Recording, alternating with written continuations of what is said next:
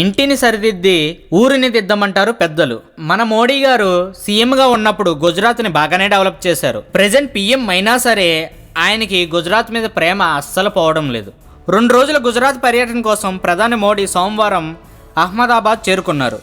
రాష్ట్రంలో ఆయన పలు అభివృద్ధి పనులకు శంకుస్థాపనలు, ప్రారంభోత్సవాలు చేయనున్నారు. తొలుత 250 కోట్లతో చేపట్టనున్న గాంధీనగర్ రైల్వే స్టేషన్ అభివృద్ధి పనులకు శంకుస్థాపన చేస్తారు. మంగళవారం గాంధీనగర్లో 8వ వైబ్రెంట్ గుజరాత్ అంతర్జాతీయ సదస్సును ప్రారంభిస్తారు. 4 రోజుల పాటు జరిగే ఈ సదస్సుకు దేశ విదేశాల నుంచి 1500 మంది ప్రతినిధులు హాజరవనున్నారు. సదస్సు ప్రారంభానికి ముందు ప్రధాని వివిధ దేశాల ప్రతినిధులతో సమావేశమవుతారు. మంగళవారం సాయంత్రం భారత్, ఇతర దేశాలకు చెందిన 50 మంది సీఈఓలతో రౌండ్ టేబుల్ సమావేశం నిర్వహిస్తారు. అనంతరం వైబ్రెంట్ గుజరాత్ అంతర్జాతీయ వాణిజ్య ప్రదర్శనను ప్రారంభిస్తారు. తర్వాత నోబెల్ పురస్కార గ్రహీతుల ఎగ్జిబిషన్ను ప్రారంభించి వెంకటరామన్, రామకృష్ణన్ సహా 9 మంది నోబెల్ విజేతలతో రౌండ్ టేబుల్ సమావేశంలో పాల్గొంటారు.